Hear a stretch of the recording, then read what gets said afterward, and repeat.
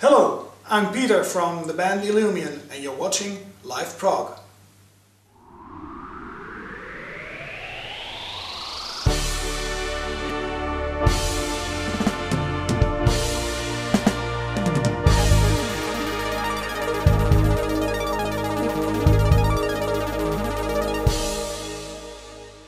Hello YouTubers, this is your friendly music reviewer here on Live Prog. Time for a new review and also time to go back in history a little bit. I mean, I was browsing my YouTube channel in search for an older review, a review I did in 2011. And I was listening to it and it's like, did I really sound like that? Like that? And review it. And sometimes, well, labels or even bands just send me music. And sometimes I get music from a band that I have never heard of. And that's always one of the nice things, to discover new music. Now, not so long ago I received a copy of this album. I hope you can see it. Moonwagon. And the album is called Night Dust. Well, I really hope I come away and sound a little bit better and make my reviews more entertaining and more enjoyable to watch, because that is my goal. Now that review I just showed you a little bit of was from this album, Night Dust by Moonwagon. This was the debut album of this Finnish band that at that time in 2011 kind of brought this album on the market as being space rock. And despite the fact that I am not really a space rock listener, although I do like some spacey keyboards, but not as a genre, I don't really listen to that. I did like, wait a second, that's the wrong one. This one, I did like this album. Now I've already shown it to you, I ruined the surprise. Because yes, Moonwagon has a new album out, Foyers of the Future. They sent me an email, October 2013, and asked if I was still doing these video reviews. Well, you could check my YouTube channel, you could check my website, and yes, I still do them. Of course, I sent them an email back and I said, yeah, sure, I am. And they said, well, we have a new album out, are you interested in reviewing it? So I said, well, I liked the first one, so sure, send it over. Pretty sure that I liked the first one, so I liked the second one as well. That's a bit of a dangerous preconception, because maybe the second one is completely different and I don't like it at all.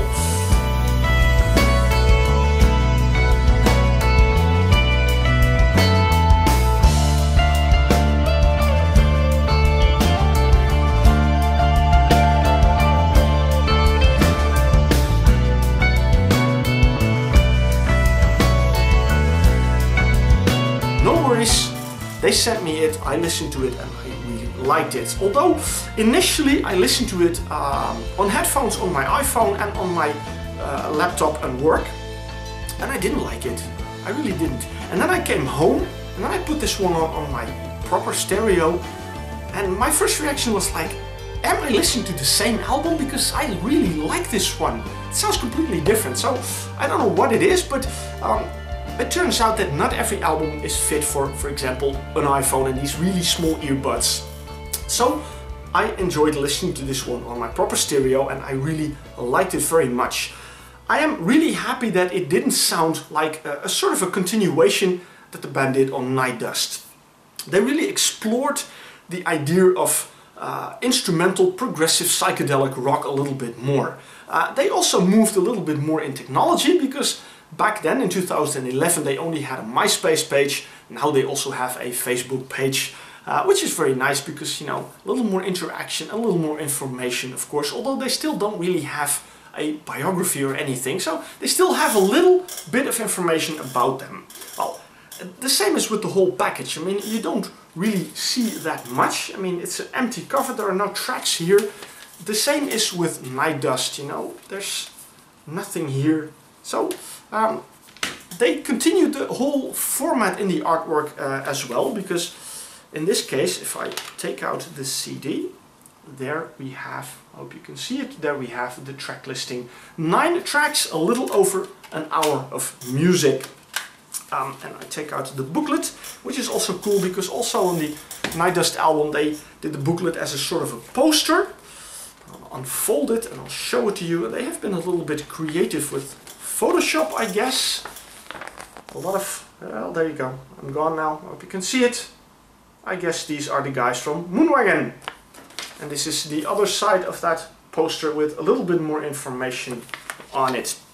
The first thing I noticed when I looked at this page here, because that is the lineup, is the fact that I saw the same 4 names as I did on Night Dust, which is happy because I see too many albums that have a different lineup than the previous one. And of course I know that happens, but you know, it's nice to find bands that stick together for a longer time.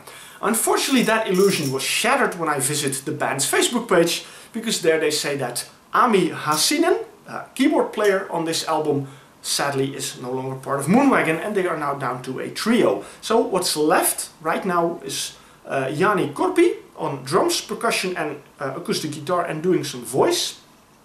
Joni Tiala, electric acoustic guitars, mandolin, dulcimer, melodica, also voice.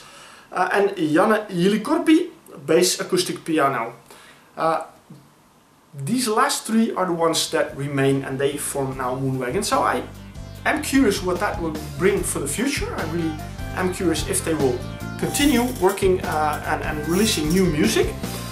Now, about that releasing music, I found also out on their Facebook page again that this album was already released in 2012. So I am kind of a year and a half, 2 years too late with my review of this one. But in my defense, I didn't know it was out, and the band only contacted me late 2013, so well, I can't really help it.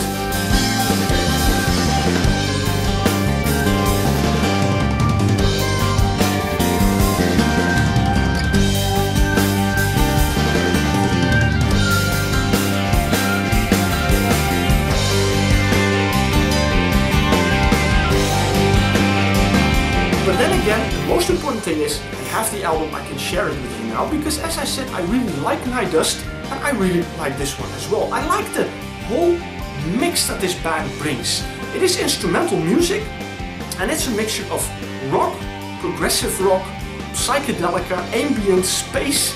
You know, they all manage to create their own kind of sound, and I'm really happy that I can say that this band has a really sound of their own. They don't sound like any other band that I have ever heard of. Now maybe if you listen to space rock, maybe you say, ah yeah, but they sound like this band or that band. That is possible, I don't know, but you know, that's because I don't listen to that genre. But within my frame of reference, I say this is a band with their own authentic sound, and that is something I like about them. And it is a nice album to listen to. It offers a nice variety in the music. I always say, you know, you have to listen to this as a whole, but then again, what am I thinking? You have to listen to every album as a whole, because that's the way it is intended. You know, that was one of the good things, well, there are more, but one of the good things of vinyl is that you can really easily skip a track. You have to make a lot of effort to skip a track, and therefore usually just let it play, and eventually you will learn to hopefully appreciate that particular track, or not. Now, the tracks here, I really like the album from start to finish, but there are 2 tracks that really stood out for me a little bit. Dawnwind, the 3rd track, stood out for me in the use of the really amazing, really spacey, sci-fi kind of synths in there. Yeah, that is something I really enjoyed on that track. And Through the Veil of Rain, which is one of the longer tracks on the album, clocks a little over 11 minutes. When I was listening to that song, I really felt like time stopped around me, you know, I was lost touch with the rest of the world, and I thought time would seem to take longer than when I realized that it was only like 11.5 minutes, and I thought, wow, it sounded like 20 minutes, half an hour, something like that. So that is the effect that that track had on me, and I really liked that very much, and I liked the variety in it. It has some acoustic guitars in it, but it also has some more psychedelic parts in it. It has some nice synth solos in it, some nice synth work in it, so you know, a really enjoyable track and definitely really cool. And also the last track, and that is something I noticed with other bands as well. Transport, nice wordplay there. When you listen to that track, and especially when you come towards the end, you really have the idea that the music is really building up to something. Maybe to a climax or to a crescendo or to an ending of some kind. But when that ending comes, it comes really abrupt. And then, you know, it's done. And I have heard the same kind of effect on other albums as well, and I like that because there they really give you the realization that what you've been enjoying is no more. It stopped, and you have silence, for example. You know, if you just play the CD, you have silence in the end, and it's like, whoa, hey, wait a second, the music's gone. Well, there's a remedy, of course. You know, you can press play again, or you can prevent that and make sure you put it on repeat, and then that won't happen because then it will start all over again. But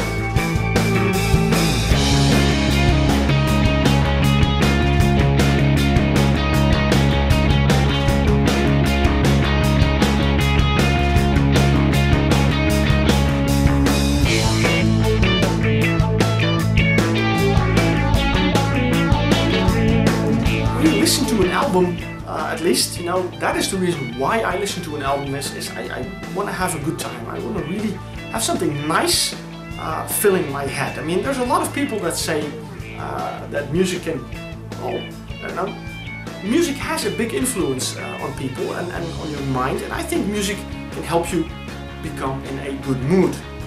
Enhance the good mood you're in, you know, and that is something I like about music. So I was listening to this album and I was doing something, and at a certain point there was this last track, and then, you know, the music was over, and I was like, hey, wait a second, something changed here, you know. And then I went back to my CD player, pressed play again, and went back to what I was doing and enjoyed this album again. So I like it when they do that, because that idea makes you understand that you really enjoy the music that you listen to, and well, that's important. And I had that. Maybe you don't have it. That is all good.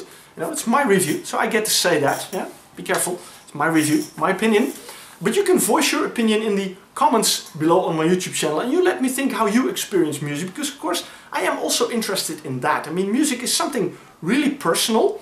That's why I don't call myself a music critic, because, you know, who am I to say that this is a bad album? This is not a bad album.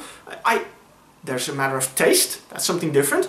In this case, it is definitely not a bad album. It's a very good album, it's well composed. I like the songs in it, the production is good and everything, the artwork's really nice. It's really eye-catcher, and it's really a band that kind of stands out. So in that way it is good, but of course, you know, it is possible that you don't like it. But hey, at least I told you that this album is here. Moonwagon, Foyers of the Future, and that is all I can do with my reviews. I can only tell you about it, let you listen to a few samples of it, and the rest is fortunately up to you. Whew, I don't have to make that decision. No, I'm not in charge of your wallet, you can do that yourself, but you know, if you like this kind of music, you know, this is your way to support bands like this by buying their albums. That way they can continue making this music, and otherwise we will see bands disappear, and well, I would be very sad if good bands disappear. Bad bands, no problem, let them go, you know. Lady Gaga, Justin Bieber, let them perish, no problem with that, but good bands making really great music, please, you know, keep them alive. So, I've been blabbering on for way too long. It is time to go back and listen to some music, and I hope you will listen to this one, Moonwagon, Foyers of the Future. Thank you for watching, and I hope you will see me at a new review.